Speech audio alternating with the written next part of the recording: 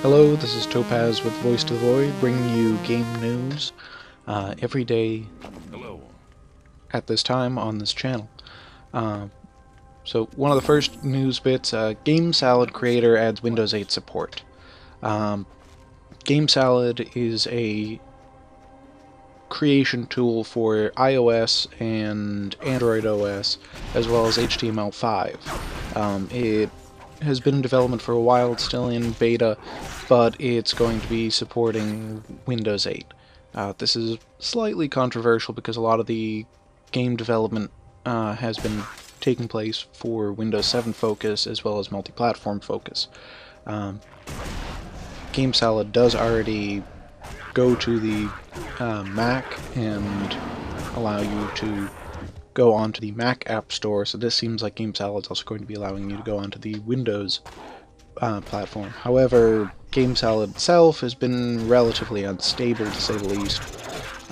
It's still under development, it's still in beta, so it's a cool WYSIWYG editor. What you see is what you get for creating small Flash-style games.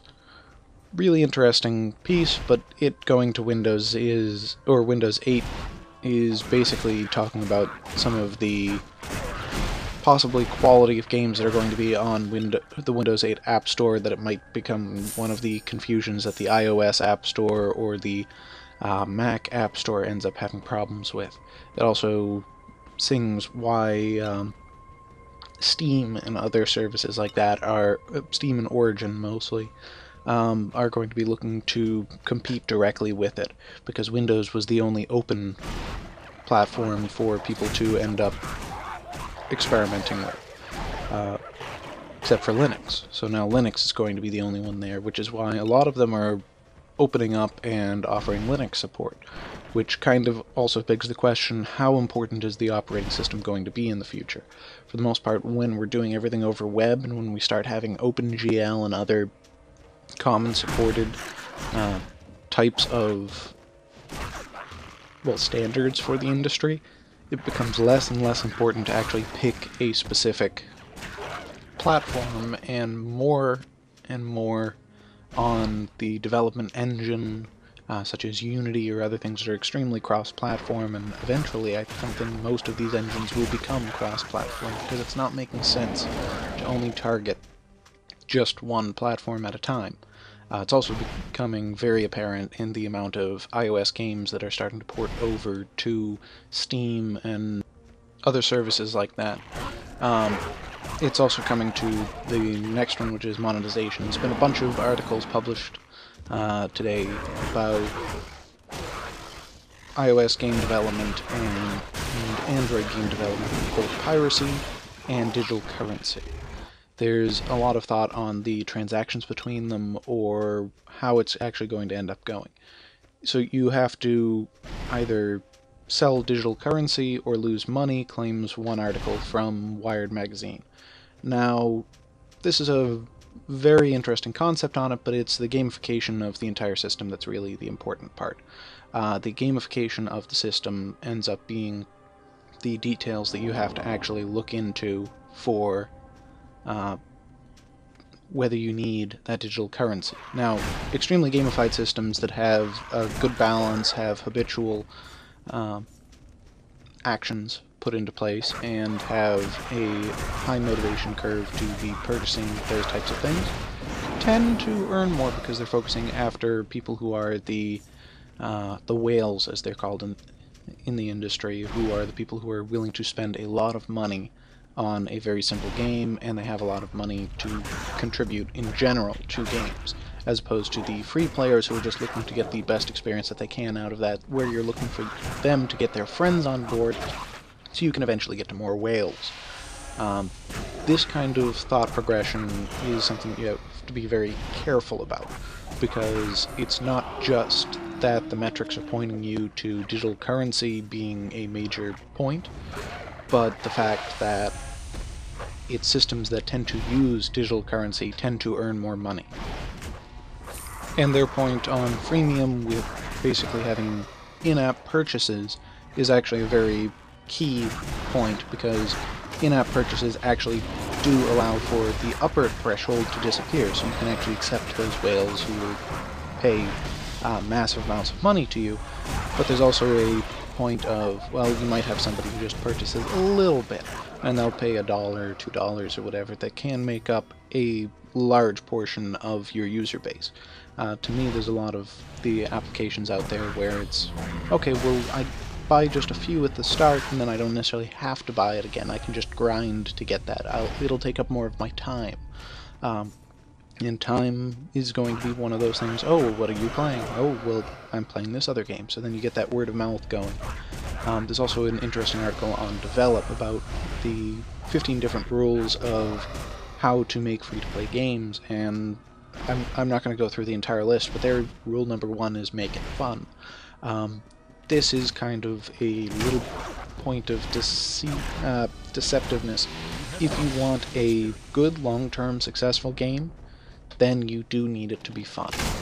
If it's going to stick around, something that is a genuinely interesting game that you'll be going back to time and time again, whether it's Angry Birds or whatever, you're basically going to need to have a fun, small game. Now, can it be simple? Will it be elegant? Those types of things? Yes.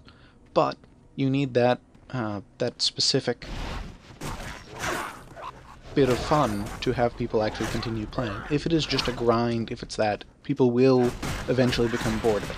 Now, you're going to have some people who will pay you a bunch of money to get the best things in the game so they can beat out all of their friends, who are often the whales, but that's not necessarily going to give you long-term longevity.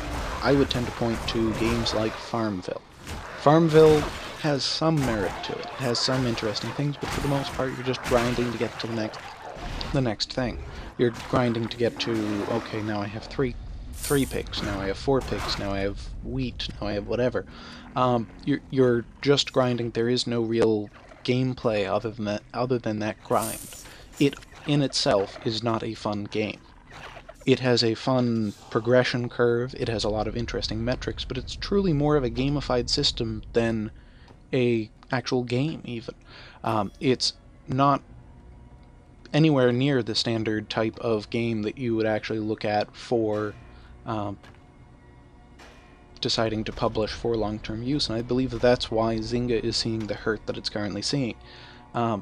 They can take it, and I have not actually looked into Farmville 2 and how it improves on the systems, but for the most part, this is a very addictive style. This is not to say that the game is actually bad in any way for the fact that it is a majorly gamified system. It is a majorly gamified system, and that can make money.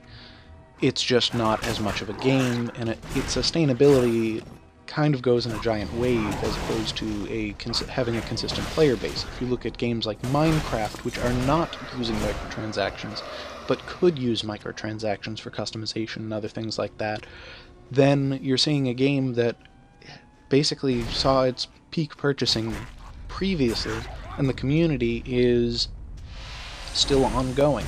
More people are buying into the game, people are doing upfront costs, and if you do a freemium model that ends up going on that, where it is a community that has been built and developed and people will be on it for years to come, and some of the people are extremely casual, some of the people are much more active to it, but it's a game that will have an immense longevity. They're doing it in a very different way, where it is a game system that people enjoy, and then you have the modifications on top of that end up making it better. Same with Team Fortress 2 or other games like that that are actually in the freemium market, where it is a full game that has longevity, it's built a community, and they embrace that community, and it has a lot of choices. It has a lot of different decisions that these people can make. That core of fun does make for that longevity. There's a bunch of other things that they're discussing on there, really interesting points for it, but that key point right there is why a lot of those different games end up falling short of their expectations, because they're not actually following the game curve, they're following the gamified system curve. There are plenty of sources where you can look into gamified systems, but it's not actually a game. Now, on the same line of the freemium applications, being free is no defense from being hacked, reports Inside Moke Labs. A company called Arcsan Technology has found that over 40% of the major 15 popular free iOS apps and 80% of the top most popular free Android applications have in fact been broken. They've been hacked into in some way or another that allows for people to play them without actually paying the users. Now, this is a bit of a weird statistic because you have to actually look at what this is saying. This is not saying that 40% of iOS applications and 80% of Android applications are in constant hacked and nobody pays for them. This is just saying that somebody has gone out there and done that to all of these applications. I've known people who actually go in and do this because they want to experiment with it, and they'll take it, they'll play it, and they'll throw it away. Now, this is a little bit of a problem, but it's not actually a major issue. There always will be hackers, there will be people who want stuff free for nothing and they're not wanting to play within your system. However, these people would not tend to be the same users who would actually be paying for it themselves. They're wanting the challenge of trying to go through and see how to deconstruct your application. That being said, if your application is shown as free and hacked somewhere and it's easy to get to, that can definitely subvert your entire system. Not only will it actually subvert your game itself, because there's a free version currently going on there, but it will subvert your game in the fact that it will take away users, and that curve will not be as effective, because you will have crafted your game to have a specific curve, a gamified curve or an actual game curve. This curve for progression and all of that type of stuff will be completely broken. They will basically get to the end game immediately if they can just infinitely purchase whatever they want if you are a power buying situation. However, if you're not in such a situation, then perhaps it's less broken, but then they should also be losing the aspect of social, because if your network is acting on different social networks, maybe that's the exchange that you're offering and protecting yourself with, because the more connected with the network you are, the harder it is to actually have these microtransactions hacked, because people have to start running hacked phones and hacked systems and have hacked details, and that's a lot of the case with all of the iOS ones, which is part of the interest with this, is that iOS is much lower than Android, but Android is, because it's also an open operating system, basically it's much easier to hack a Android phone. So the chances that your applications will be hacked on either one are actually relatively high. It's just a matter of the accessibility. Now, Android has a little bit more on the accessibility because you don't have to completely tear apart your iPhone's operating system to get to those types of applications. I would actually push that there is probably a 100% rate, but it's where they actually find these different applications. If they're looking in certain locations, they won't be able to find them. iOS ones are harder to locate than Android ones, because Android is the open operating system. It's a bit easier to hack and a lot easier to have those details with, as opposed to the iOS it's a closed system. It's people working to get around constant barriers by the developers and that.